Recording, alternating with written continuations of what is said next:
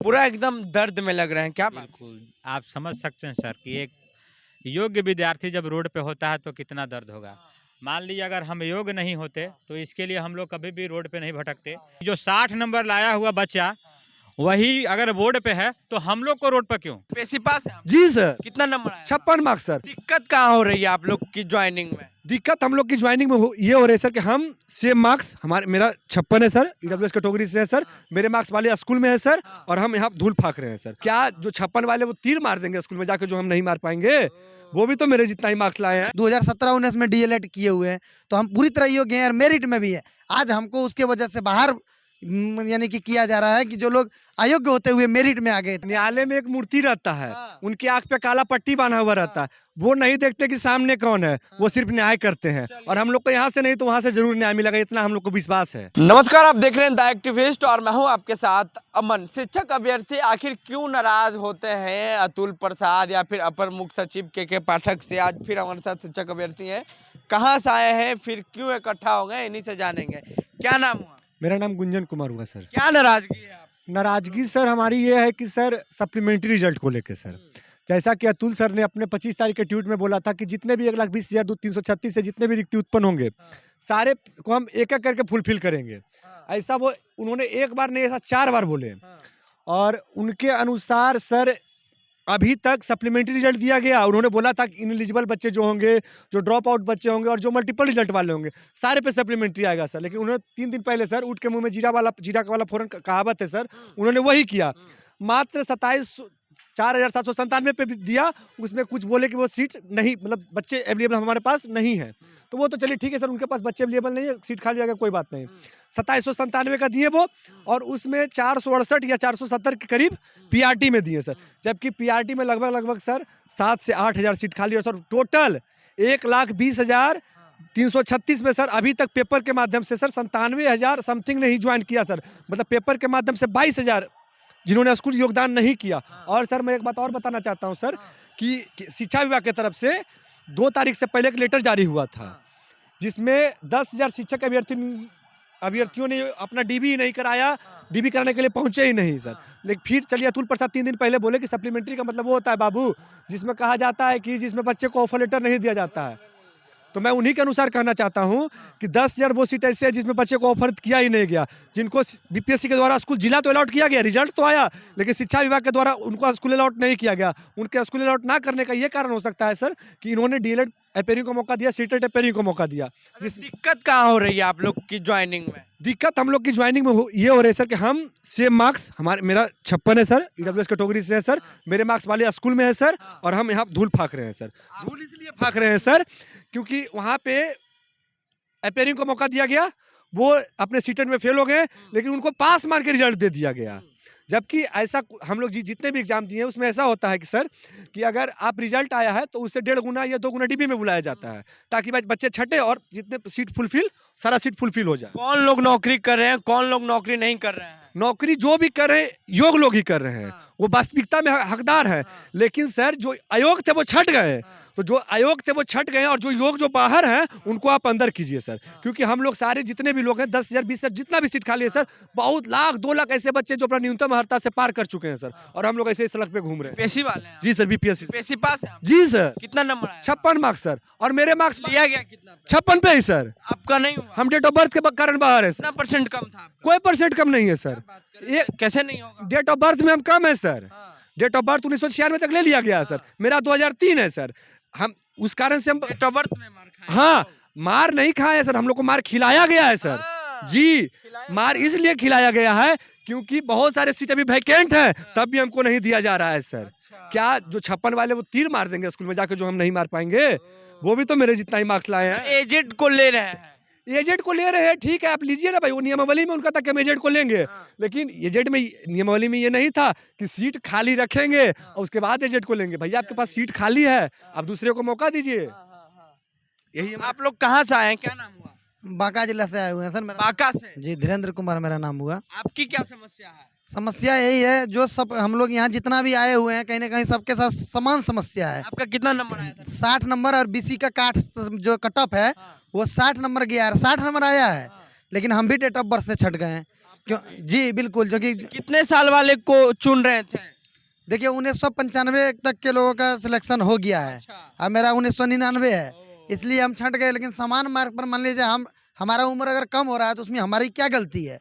आप सही से अगर कीजिए, हम अगर डेट ऑफ बर्थ से छटेंगे। जो सरकार के नियमावली रहेगा उसी के अनुसार ना होगा। देखिए बिल्कुल सही नियमावली में लिखा हुआ है कि अगर एक सीट पर अगर ज़्यादा अभ्यर्थी अगर हो जाते हैं तो वहाँ पे उम्र को प्रायोरिटी दी जाएगी। लेकिन ये नहीं लिखी गई है नियमावली में कि हम सीट को बचा लेंगे। तब तो यहाँ पे ये जो है क्रॉस हो गया। आप एक तरफ सीट को बचा रहे हैं, दूसरी तरफ आप बता रहे हैं कि हम उम्र से आपको छांट रहे थे। कौन सी आखिर में प्रक्रिया?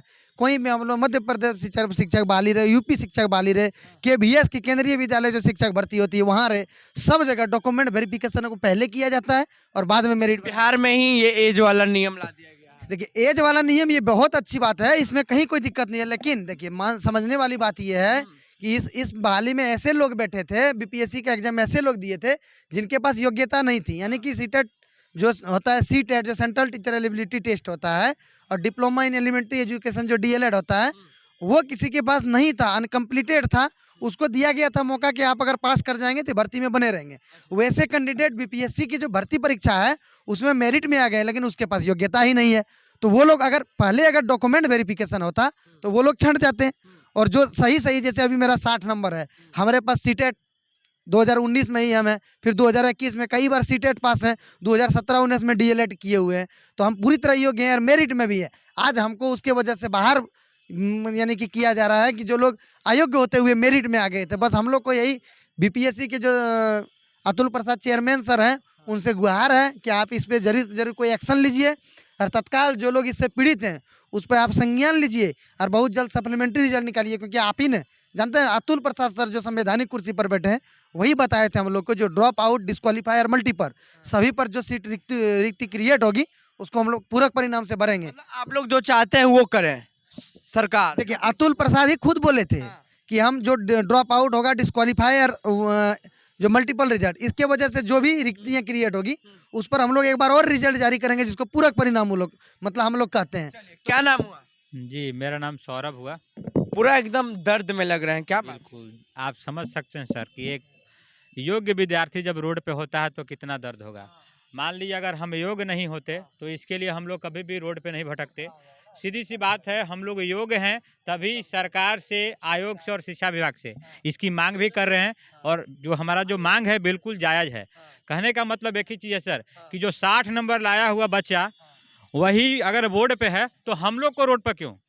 तो सरकार से हम लोग मांग कर रहे हैं कि सेम कट ऑफ है सर, डेट ऑफ बर्थ मानते हैं आपका फैक्टर है, लेकिन कहीं ना कहीं आपके पास जो है सीटें रिक्ति बची हुई है। इसीलिए हम आपसे सर आग्रह कर रहे हैं कि सर अगर आपके पास सीट खाली है तो क्यों नहीं गरीब बेसहाय बच्चों को मतलब मौका दिया जाए ताकि गरीब परिवार का मतलब कल्याण हो सके। कितना सीट खाली है? अभी इसके एक्चुअल डाटा हमारे पास नहीं है, ये आप बता रहे हैं। पेपर के माध्यम से कल का पेपर के माध्यम से आया था कि 97,256 लोगों ने योगदान किया। अच्छा। हाँ, और एक बात हम आपको और बता देते हैं, जो 10,000 का हम लोग दावा ठोक रहे हैं, ये मेरा दावा नहीं है, ये शिक्षा विभाग की तरफ से एक पत्र जारी किया गया था कि टोटल 1,20,336 के एवज में 1,10,000 ने विभिन्न जिलों में योगदान किया। तो वहाँ तो साफ दिख रहा है कि 10,336 सीट खाली है। अब वो अरमानों पे क्या होगा जो आपके माता पिता सोच करके भेजे थे? वो तो हमारे माए बाप अतुल सर ही कुछ कर सकते हैं, क्योंकि उन पे बहुत ज़्यादा अभी भी ट्रस्ट है, क्योंकि वो सारे काम फेयर पे किए, बस रिजल्ट में थोड़ा सा चूक हो गया उनसे, और चाहे तो वो अभी सुधार सकते हैं, उनके पास है और अभी भी उन पे बहुत बहुत विश्वास है। बस एक सप्लीमेंट्री जारी कर दे जो इनएलिजिबल है।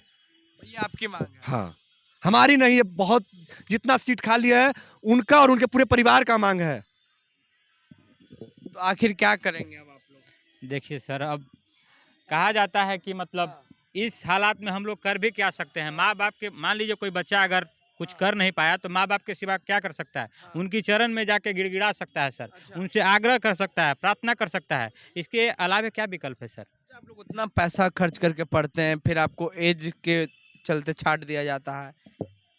खैर ये तो नियमावली की चीज़ है सर कि एज फैक्टर जो है, लेकिन इसके लिए हम इस पर विशेष बात नहीं करेंगे। लेकिन एक ही चीज़ कहेंगे, अगर आपके पास सीटें रिक्ति बची हुई है तो प्लीज़ सर, लास्टली आपसे इट्स माय हम्बल रिक्वेस्ट, आप इस पे सर एक बार ध्यान बटाइए। अगर नहीं करेंगे तो क्या करेंगे आप लोग? फिर तो लास्ट जानते हैं, क्या?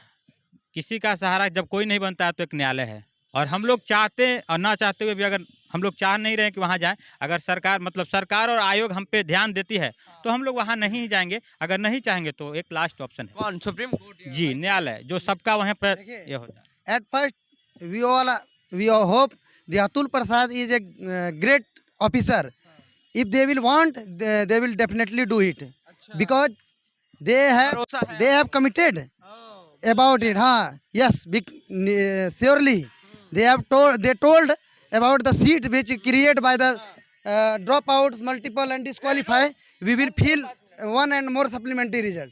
So I hope Atul Prasad can do it. हाँ, Absolutely. absolutely. Okay.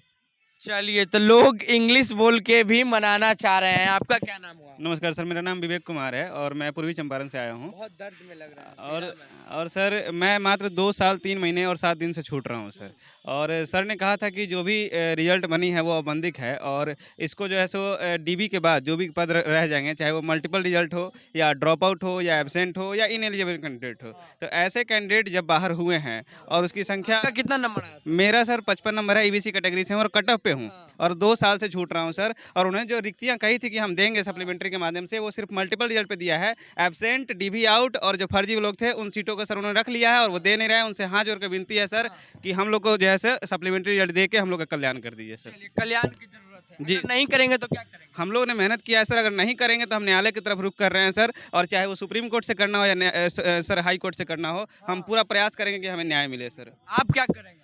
CTET fail को निकाल देना चाहिए था, लेकिन उन लोग को निकाला नहीं गया है। हम वही सीट का मांग कर रहे हैं, हम लोग का जायज़ मांग है। सीटेट फेल को क्यों दिया गया? जब जब हम लोग है ही डेट ऑफ बर्थ वाले, तो वो सीटेट फेल को निकाल कर हम लोग को देना चाहिए। क्यों अगर नहीं करेंगे तो क्या करेंगे? हम लोग न्यायालय जाएंगे, न्यायालय में अपना हक लेंगे। न्यायालय, हाँ, न्यायालय जाएंगे और अपना हक लेंगे। सुप्रीम कोर्ट या high court? High court, supreme court, जहाँ जाना होगा और वहाँ जाएंगे। न्यायालय के दरवाजा भी खटखटाएंगे। न्यायालय में एक मूर्ति रहता है, हाँ। उनकी आंख पे काला पट्टी बांधा हुआ रहता है, वो नहीं देखते कि सामने कौन है, वो सिर्फ न्याय करते हैं। और हम लोग को यहाँ से नहीं तो वहाँ से जरूर न्याय मिलेगा, इतना हम लोग को विश्वास है। चलिए, जो डेट ऑफ बर्थ का नियमावली है सरकार की, इसके कारण भी इन लोग छट गए हैं। लेकिन किसी का 56 है तो किसी का 60 है। अब किस वजह से इन लोग को सिलेक्शन नहीं हुआ, ये तो अतुल प्रसाद ही बताएंगे। बहरहाल इन्होंने कहा है कि न्यायालय का भी दरवाजा हम खटखटाएंगे। अपनी प्रतिक्रिया नीचे कमेंट बॉक्स में दें, फेसबुक में देखकर वीडियो को शेयर कर लें, यूट्यूब पे देखकर चैनल को सब्सक्राइब कर लें।